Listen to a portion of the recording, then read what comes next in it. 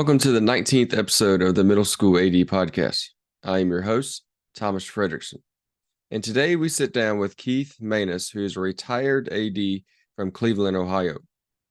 We discuss middle school vision, partnering with parents, his books on athletic forms, and organization.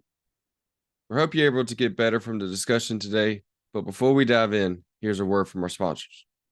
At the Wall of Fame, our mission is to bring your school's legacy to life. We transform school tributes to make it easier than ever to celebrate your whole community, showcasing your school's diverse history, proudest moments, and top role models. We understand that the true value of our Wall of Fame is in your content. Whether you are starting a new tribute or adding to an existing one, we give you all the resources you need to build an interactive experience and take your content to the next level. For more information about the Wall of Fame and a 5% discount, visit vitalsignswalloffame.com/Freddie. As an athletic administrator, you understand better than most how much support matters. Support for your coaches, support for your athletes, and support for your department are crucial to providing the best possible experience for every student. Snap Mobile is now your one-stop for all the tools you need to support your department. With our expanded suite of products, you can now raise money, open team stores, schedule and manage your facilities, and communicate with your athletes, parents, and stakeholders with the same level of care you've come to expect from Snap. Visit snapraise.com today to schedule a demo with your local Snap Mobile representative. This episode was sponsored by Gipper. Use the code MSAD10 for 10% off any Gipper plan at Gipper.com. Hometown Ticketing makes it fast and easy to buy tickets on your school's website or in the new Hometown Fan app. It's simple. Just search for your school, buy your tickets, and they'll be right there in your account, ready to be scanned when you get to your event. Download the Hometown Fan app today.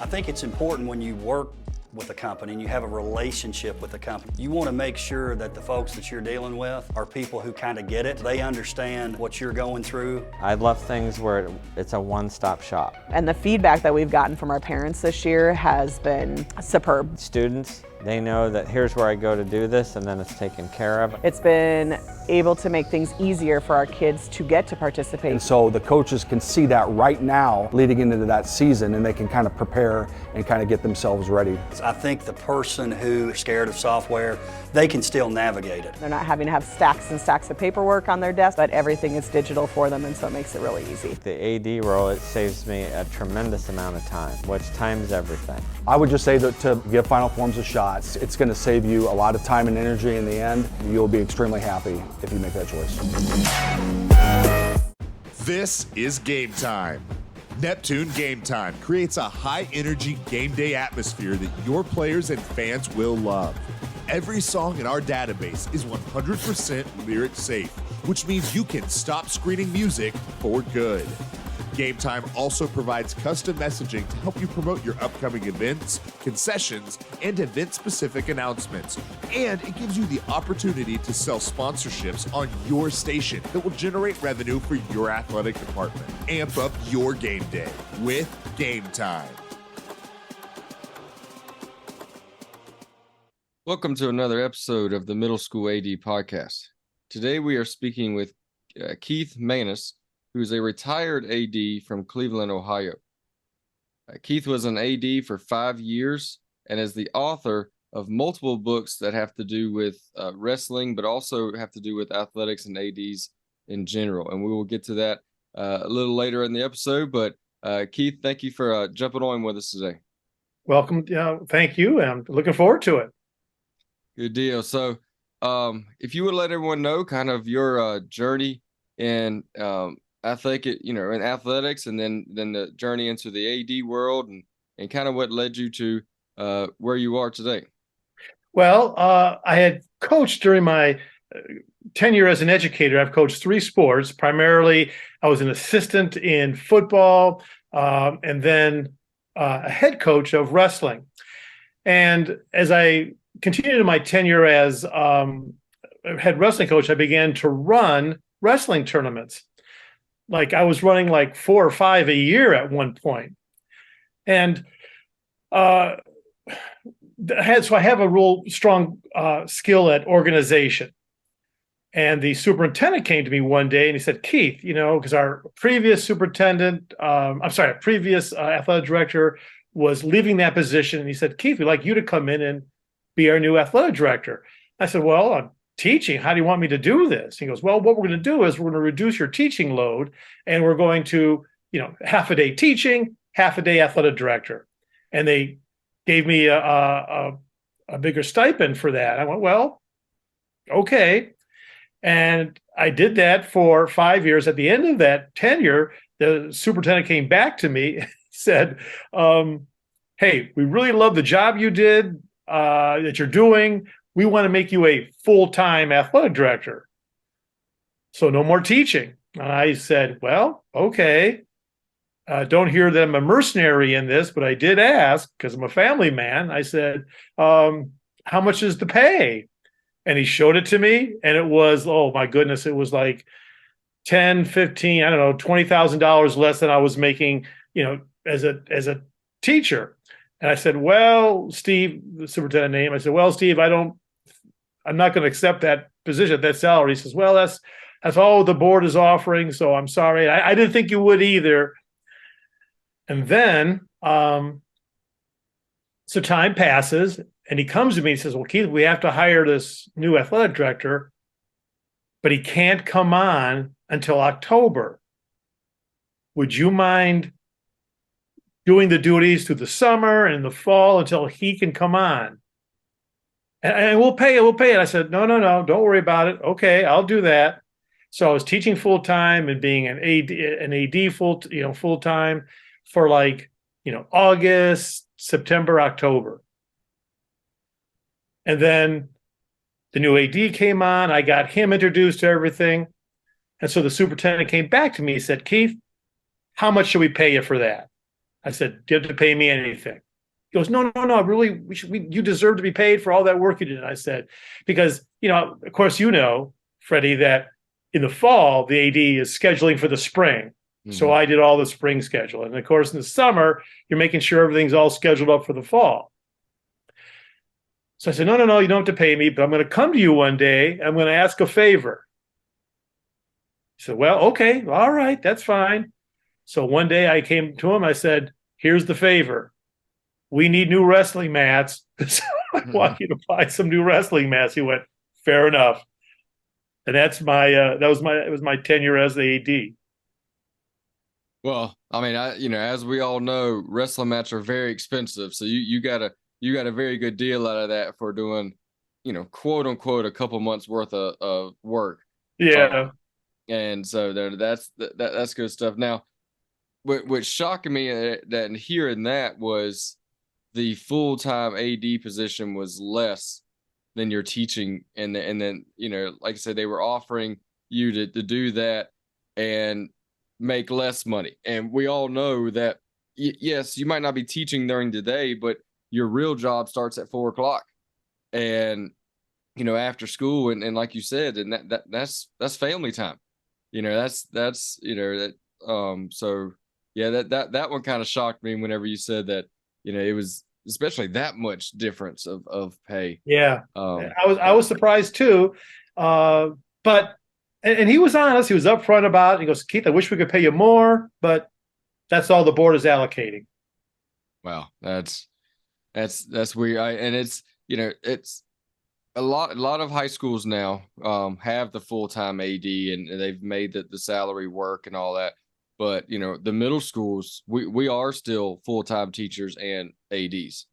Some middle schools may be able to talk their principals into, giving them an extra AD planning or something like that. But I would say majority of us, teach a full load and have to be the AD as well. And I've spoken with some middle school ADs from across the nation, and they have just as many sports as the high school does.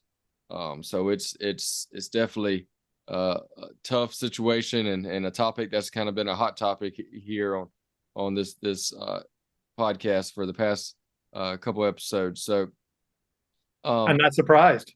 Yeah, with with all that, there had to be a mentor, whether it was when you were coaching or whenever you were the AD. There had to be a mentor or two that kind of help you get to where you were.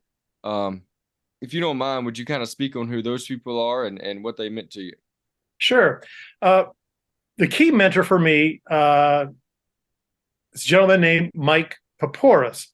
Now, he's a Greek like I am. My ancestry is Greek. In fact, what's kind of neat, Freddie, is that I taught and coached at a school called the Spartans. That was our, moniker. And my family, both sides of my family come from Sparta in Greece. So I was legitimately a Spartan teaching, and coaching at a school that were called the Spartans. So Mike Paporis, also another Greek, he in fact brought me to that school to be a coach, and then eventually I became an athletic director. But during my years as a coach, he and I talked all the time, and I learned quite a bit about his role as an athletic director, his decision making. And it really helped me. Like, one key thing that I learned from him was about scheduling. Now, as a coach, I had these grandiose plans about scheduling away trips with the team and wrestling across the state. And he sat me down and he said, "Are you telling me you can't find the competition you need just on the other side of Cleveland? Are you going to make our parents drive to 2-3 hours to another part of Ohio to watch their children compete, and then maybe have to have a hotel room, etc.? Are you going to make them do that?" And he just opened my eyes a lot to the issues of scheduling. He made it clear to me also that that the schedule is going to be done for the following season before this season ends. Mm-hmm. So, like, the basketball schedule for the following season was done before the basketball season ended. Same thing with the other sports, and that stuck with me. Okay, to accomplish that, and I also learned that right away, once you did the scheduling, get your officials right away. Make sure they're lined up.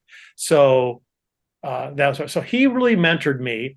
And he mentored me not just the fundamentals of being an athletic director, but about also dealing with people, because he was a great people person. Everybody loved him, and so he was a great people person. So I learned how he dealt with others as well.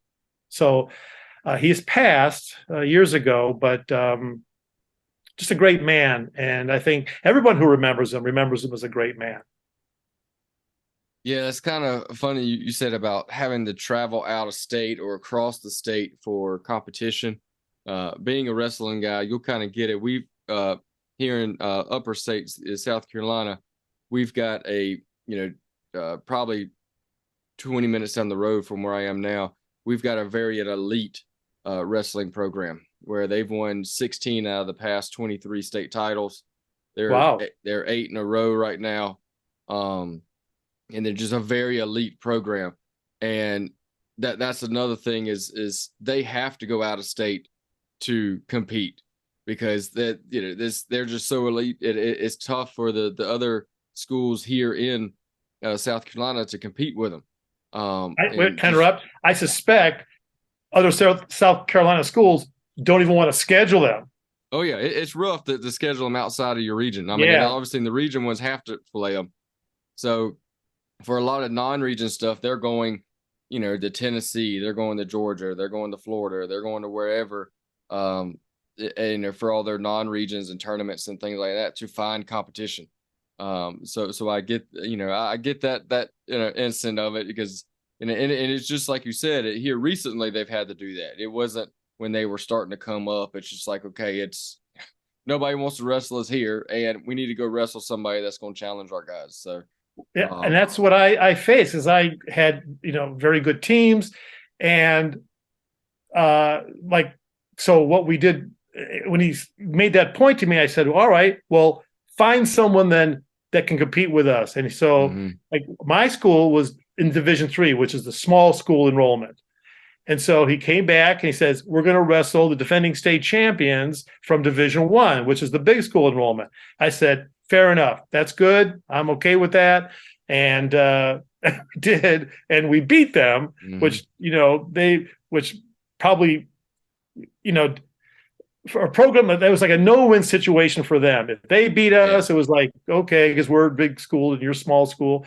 But when we did that, it was really important. But so that's what I learned. That's one of the things I learned. Oh yeah, that's good stuff. And so, in your opinion, kind of, where do you think the biggest challenge for middle school ADs and athletics are today? I can, thinking about that, Freddie, it comes to mind for me is, how does the middle school AD look upon all the programs? Does the middle school AD look upon the programs as just, hey, a feeder program for the high school varsity or high school JV, whatever, for the high school program? Or are they just their own entity and not, the objective is to focus just on the middle school team and not so much consider it as their development is into the high school program? I think that's the biggest challenge.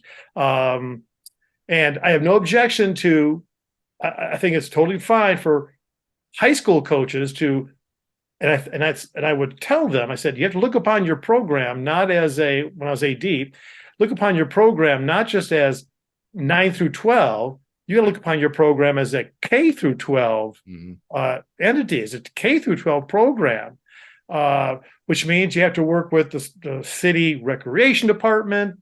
You can have to work with your have good relations with your middle school, coaches. So the coach needs to do that, but should the AD also think of, are we just a feeder program and we're really not that important? Or, look, we're going to focus just on ourselves here and not see ourselves that way. Does that make sense? No, I think that's a great point. And it kind of ties along with some of the stuff we talked on here before is when we have them at the middle school, we need to give them the best experience they can have at the middle school. Because some of those student athletes, that's all they got. When they get to the high school, they may get passed on by, other athletes, or maybe they move to a different state, or they just fall out of love with the sport, whatever the reason it being. To me, when I have them, I want to have them to have the best experience. Now, we're teaching them, we're coaching them, we're getting them ready for the varsity level.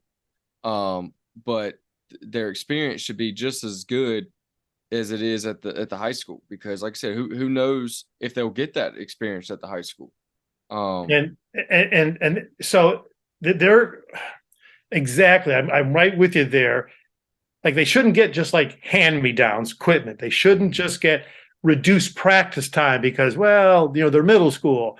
They shouldn't have, their coaches should be just as skilled as the varsity coaches. So I think that's all important. Yeah, that's all good stuff. Like I said, I think we've tried to hound on that. So really, the most important coaches that there are should be the middle school coaches. Because I used to call them Pied Pipers, because you want those middle school coaches to be individuals that the students really like and want to get into the program and compete. Yeah, because we are the introduction to interscholastic athletics. So if the middle school program, whether it's the coaches, the ADs, or the program in whole, whatever, are not buying into the athletes and into the teams, and they're not having a great experience, then that could make them not want to continue to play the sport before they even get to the high school level. So yeah, I think we have to straddle the fence a little bit, because we do know we're the feeder program and we got to prepare them for the high school, but we also have to be on the other side and say, yes, this is our own school, this is our own program, and we're going to give the students the best that we can give them. Exactly. So I think that's that's the first time it's kind of been brought up that way. So thank you kind of for bringing that up like that, but that's all good. You also mentioned in our kind of our pre-questionnaire about strategies that ADs kind of need to have to be successful dealing with parents. Oh my goodness. Yeah. So do you have some words of wisdom to the lifelong debate on how to deal with middle school parents? Well, please forgive me if I get verbose here, but when I first, and so stop me if you think I need to be stopped, but Freddie, when I first became an athletic director, one of my first tasks, one of my first meetings was with the officers of the Booster Club. And we met at the president's home. And so, and interestingly enough, there's like 5 officers and 4 women, 1 man, and then Keith. And I began the meeting by, of course, they, arranged that meeting, but I asked for the meeting, and they said, all right, it's going to be at this time, at this place, my house. And so I turned to the president and I said, what is your number one request of me? Be honest, what's your number one request of me? And she said, Keith, always be honest with us, which floored me. I was thinking there was going to be something else, but she said, just be honest with us. And from that, so that was a great message to me. And I followed that through all my years as an athletic director, to be totally honest with parents whenever meeting with them, or talking about their children. And then this happened. This happened, I think, in my second year as an athlete. So I'm still kind of learning about being an athletic director. And there was a problem with our middle school volleyball. And 2 parents came to me, 2 women, 2 moms came to me, and they were very upset with what was being done at the middle school volleyball program. And, I had some knowledge of it, not the problems, but just some knowledge of middle school volleyball, but not as in-depth as they had, because their girls have been playing for a while. And so I said this, Freddie, and I can admit it now, even with the time. At the time, I became embarrassed right afterwards. I said to these 2 moms when we were meeting, I said, and I knew their first names, so I called them by their first names, and I said, but it's just middle school. Oh my goodness. Thank goodness I had a rapport with them and they knew me, but that really upset them. When I said it's just middle school, because it's not just middle school. It's as important as the high school. Mm-hmm. So I go, okay, I got to put some energy into this. And I went and observed several practices, which I had only done at a cursory level, but I'd really observed practices. And I watched our 2 coaches, 1 male, 1 female, with the team. And it became clear to me that they were very energetic, caring about the kids. They just didn't really know the sport. Mm-hmm. They had some ideas, but they didn't really know the sport as a whole in terms of strategizing and about really preparing the girls for competitions. So I went and arranged, with that being a background, I went and arranged for college players to come in and work with the girls, local college players, like once, twice a week, and guiding them through some of the key skills and strategies that would prepare them for competitions.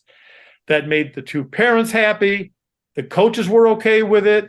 And the season progressed. But I had to really learn to listen to the parents and their concerns and not be dismissive, because they might just be middle school. No.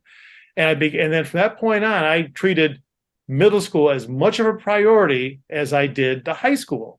So let's say, as an example, a high school team got new uniforms. Okay, well, we can't afford new uniforms for the middle school team right now, but boom, next year they got new uniforms as well.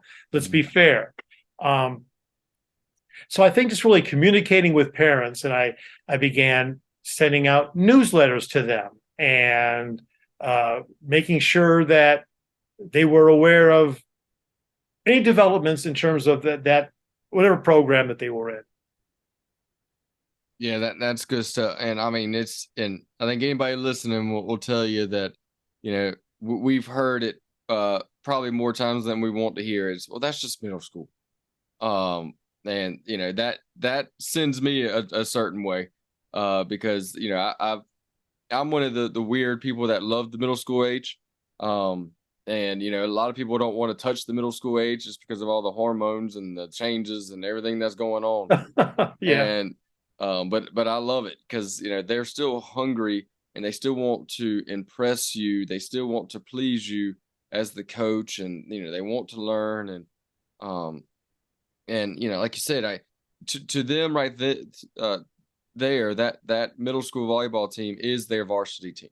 To those Yes. players, to those parents, to those grandparents, that is their team. And they're not looking into the future, say, well, in 2 years they may be on varsity and up at the high school, whatever. That they're honed in right there playing. And like I said, a lot of times at the middle school level, they're playing because their friends are playing, or they enjoy the community, or maybe they do want to get better, but they just want to be around the game and have a good time. And usually it's very competitive. I'm a very competitive coach at the middle school level, and some of the athletes that I coach are competitive, but it's not like you're going out to win a state title and things like so. The focus is a little different between the way a varsity athlete views the game and then a middle school athlete views the game. The middle school athlete is there because they just purely love the sport. They're not trying to get a scholarship like that junior and that senior are. I mean, their focus is kind of turned a little bit. So that's why I enjoy the middle school age, is because it's just, you can see the purity, especially you get someone that's never played a sport before. And, they're maybe just an athlete and you say, hey, come try the sport. And you just watch them fall in love with that sport. I mean, that's one of the best experiences for me as a coach or an AD, is to have a new student try a sport and just fall in love with it and continue playing that maybe through high school and college. I agree. So yeah, that's all good. So we're going to kind of get in to the really kind of the reasons why I hit you up on, I think it was LinkedIn, or we kind of met up there. Like I said, you've got a couple books about wrestling, but you've got 2 books that kind of mainly deal with more of the AD world. One is the 101 proven ways to motivate athletes, and the one that you sent me is that I'm very grateful for is the complete handbook of forms and letters for coaches and athletic directors. For those listening, before we even dive into those books, these are 2 books that you need to get a hold of.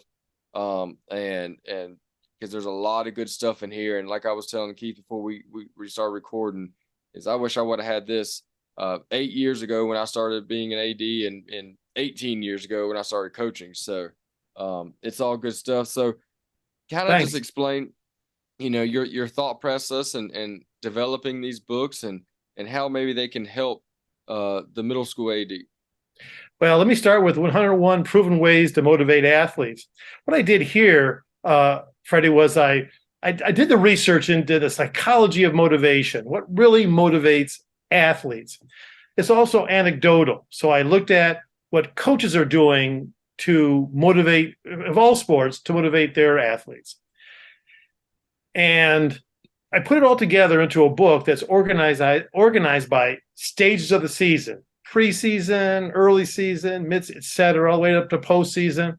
So a coach doesn't have to read it all the way through at once. They can read it whatever stage of the season where they are. And as I said, it's anecdotal. Some of it's in narrative form, but it also really gets into the psychology and it's even endorsed by a sports psychologist about what motivates athletes and what coaches should be doing to motivate their athletes.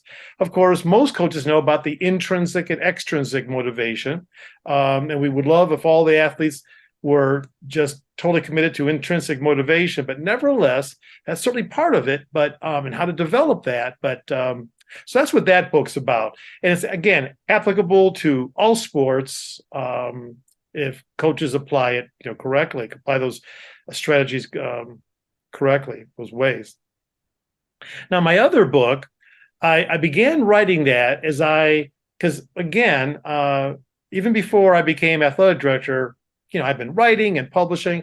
So I began putting that together when I began early in my tenure as an AD.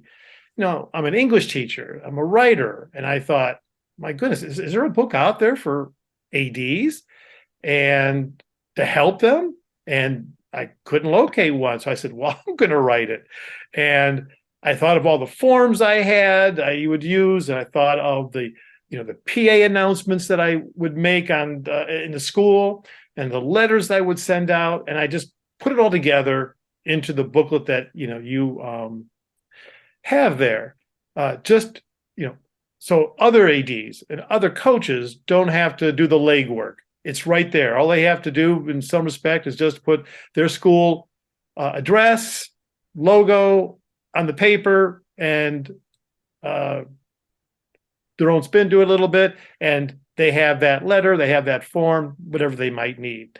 And what's kind of interesting is the book that you have is the second edition, so that's even new and improved, if you will. But my first book became a bestseller, and when my editor from Simon & Schuster told me that, I go, what? Because I was thinking like New York Times or bestseller list or the USA newspaper bestseller list. And she goes, oh, yeah, it's on the bestseller list, but it's in the education division, not like novels and nonfiction. So I wasn't up there with Stephen King, but it did make a bestseller list, and I was very, pleased about that, encouraged. And the edition number 2 has sold well as well.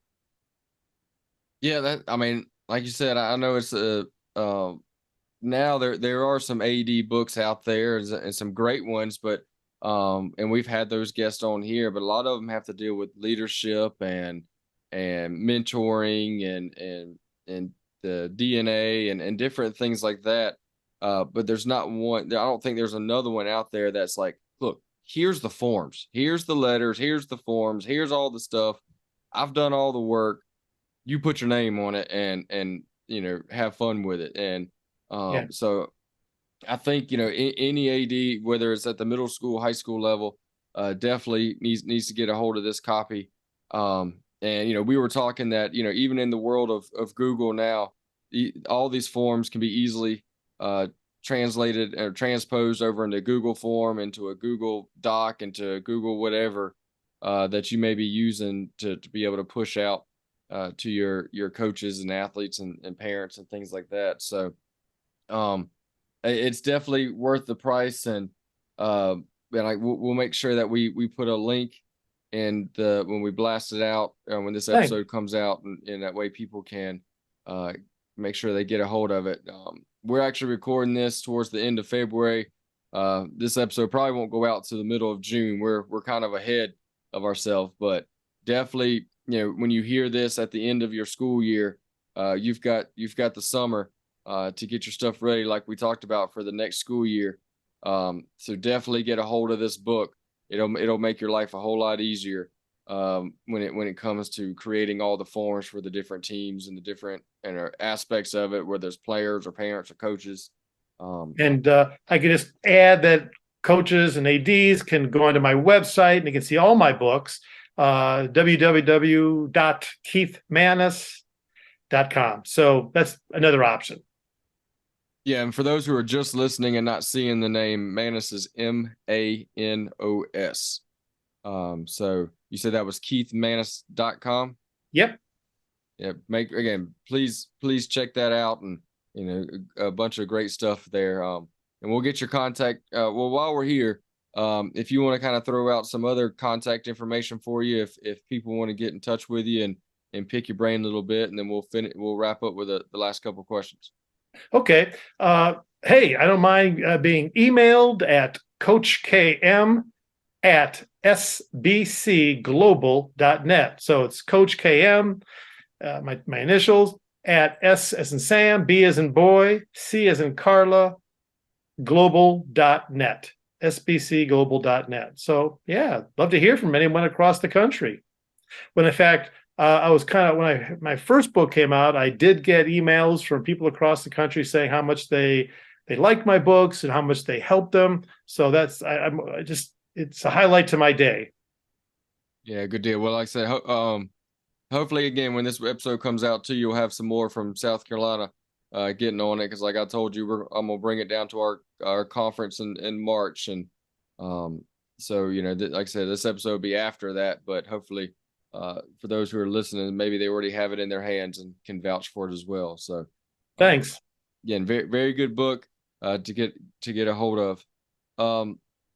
So when you were an AD, we kind of spoke on it a little bit, but when you were an AD, what are some of the things that you did, or maybe the one thing that you did that you're most proud of? Well, I was especially proud of my skills in organization, but my overall goal, I wanted to make my school a special place to be a coach and a special place to be an athlete. I wanted both of them to know that your participation here is valued and appreciated, and it's important. And so all my efforts were directed towards really elevating the status of coaches and athletes in the school. So, like for instance, when we had a wrestling tournament and the finalists were going to be introduced, my presentation for that finalist introductions, I was told it rivaled what's done at the state wrestling tournament. I wanted the athletes and the coaches and the parents to know that I just wasn't just concerned about one sport. So I would go to all the competitions. I'd go to the baseball games. I'd go to the track meets, the girls' basketball games away. I wanted them to know that, look, all your efforts are important to me, and how well you do, it's important to me. As I said, I started a monthly newsletter that would go out and just to keep everybody informed about what was happening. When the internet came around, I made sure our website was continually updated. And I just wanted to kind of streamline the department. Again, make it full circle, showing everybody, hey, look, we're organized here. And I also, I guess, I've learned this afterwards, but I was also very prompt in responding to other people, other coaches, other athletic directors, to parents. I at least within 24 hours, if not earlier than that. Yeah, that's good. I like what you said about making sure that you were at every event, and where people at least saw that you cared. Maybe not being at every event, but you went to, you made sure that you showed up at every sport at some point, because there is no major or minor sports, because every sport is major to that athlete and to those families. Yes. It doesn't matter if it's tennis versus football, or golf versus wrestling, or whatever the sports are. Every sport is major to those students, to those families, and we need to make sure that we try to show that, with the way we act and the way we promote on, if you promote on social media or on the websites and things like that. I think that's good stuff. Yes, there are some sports that bring in more money, maybe because they're more popular. But that doesn't mean that they are in the athletic department, they are over another sport. To me, all the sports are equal. Some of the people I've talked to before will disagree with me, and until they're red in the face that it's not that way. That there are some sports that trump other sports, but I'm like, no, it's every sport is equal. I agree. That tennis girl that can barely swing a racket and stand on 2 feet at the same time is equal to that quarterback for your football team that's going to go D1. They're all a student athlete. They're all part of my program. I'm gonna promote them the same. Like I said, that's not the vision of everybody, but I think that's the vision of a lot of people that are definitely listening to this podcast and other AD podcasts. Now, Freddie, I don't know if you golf, but this was interesting. So again, I'd go to all the competitions, and when I went to a golf match the first time, I thought I, as the athletic director, can just follow our golfers as they go through the course. I was told no one's allowed on the course other than the golfers as they go from hole to hole. So you have to wait here, which is by hole number 1, I guess like in the clubhouse until they return, which I did. So, but I never realized that I couldn't go watch them, hit the ball. Well, I did. I when I was at the high school, our middle school here doesn't have golf. They have to go to the high school and play if they want to as a 7th and 8th grader. But when I was at the high school and I was over golf, I had a good relationship with the course employees and all that. So they would normally give me a golf cart and let me shoot around the course if I wanted to. So that was fun, where other parents and all that maybe had to stay on the ones that did get to follow, had to stay on the path and stay on all those other things. They gave me the liberty to shoot across a course if I needed to. So that was always fun, not being dodged or not being hit by balls and things like that. I got you. Well, it was new to me, but I accept it. I guess it's like Ohio High School Athletic Association rules or conference rules or something. I don't know, but it was so when they got back, I would talk to them and they would tell me about how well they did. Yeah, I enjoyed, like I said, we had an athlete. We started golf at a high school I was at, and we had a female athlete that did very well, and she made it to the upper state and the state competitions. And I went and followed her around because in South Carolina you were able to do that. And it was fun just watching her play and sure. Basically standing right next to her dad the entire time. And so that was good stuff. It's one of those memories that you'll remember. Oh yeah. So kind of as we close, we've been kind of asking everybody this one question. The original question started with one personality trait. Some have said they can't do one.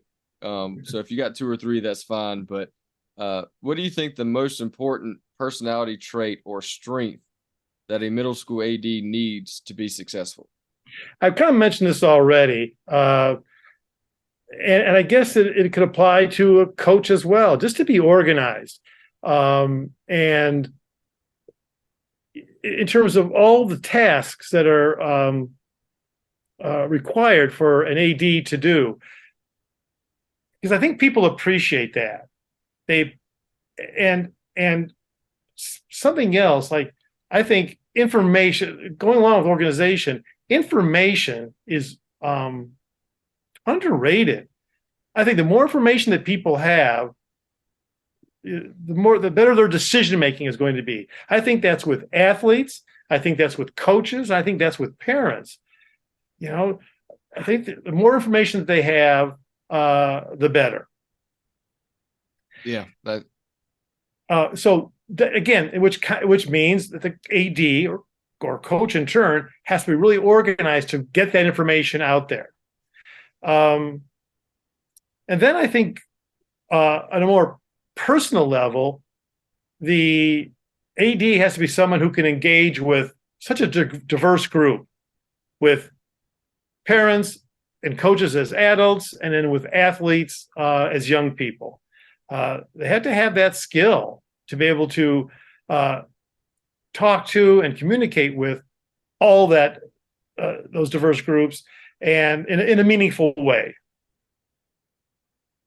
Yeah, and like I said, for those who don't really know what an AD does, it's they think we just show up to a game and just stand there and watch and monitor the crowd or whatever, and they don't see all the stuff that happened, like I said, weeks, months, hours, or whatever before that game, with the organizational piece of it. We're making sure that you had the officials, you had the buses, you had the equipment, you had the field equipment, all of that stuff. And some stuff can get lost because there is a lot that you've got to do just for one event to happen. To be sure. But like to make this even concrete, I don't know. I suspect it's the same at your school. How you always have some sort of fundraising event, a dinner, a raffle, something like that that the booster or the school support group would put on. And so I would always go to the officers of the booster club and I'd say, look, when you arrange your tables, put my wife and me with whatever parents, because all the coaches would sit together. If teachers came, they'd want to sit together. And I say, no, don't put me with the coaches. Don't put me with parents, because I want to dialogue with them and establish rapport with them. And as I said, that's something that I think is important for an athletic director to do. Yeah, for sure. Like I say, it goes back to what we talked about before with the being successful with the parents, and so it's it's a partnership. Sometimes we want to keep them at arm's length and don't want to deal with them, but especially at the middle school level where the parents are more involved, just because they have to be with driving the kids to and from the school or contests or paying for everything, right? The middle school students still kind of depend on the parents to pay for things. So, those parents are more involved. So we've got to make sure we partner with them to make sure that we're the most successful we can be. But Keith, I appreciate you jumping on with us and talking shop. And like I said, I think there's a lot of good stuff in this past hour or so that we talked about. And again, I just want to put out there, his website is keithmanos.com. Again, 2 great books there, especially like I said, the one the forms and the letters. You can't go wrong with that one. So make sure you definitely check him out on LinkedIn and Twitter and all those different places. And he's just a wealth of knowledge. So again, Keith, I appreciate you jumping on with us. You're welcome, Freddie. And I just really enjoyed this. Again, you're right. I like talking shop. And so that you and I could do that, made this for a highlight for my evening. Thanks. Good deal. So for all those that are listening, like I said, this is going to be coming out towards the beginning of the end of the school year, beginning of the summer. Hope y'all have a good, relaxing next couple weeks, and we'll see you next time. Bye, everybody. Bring your school's legacy to life with the Wall of Fame by Vital Signs. Our interactive display highlights your greatest moments and top performers, both past and present, across athletics, academics, and the arts. But it's also so much more. With our one-of-a-kind content program, we help you every step of the way so you can tell more compelling stories that will engage your whole community. This episode was sponsored by Gipper. Use the code MSAD10 for 10% off any Gipper plan at Gipper.com.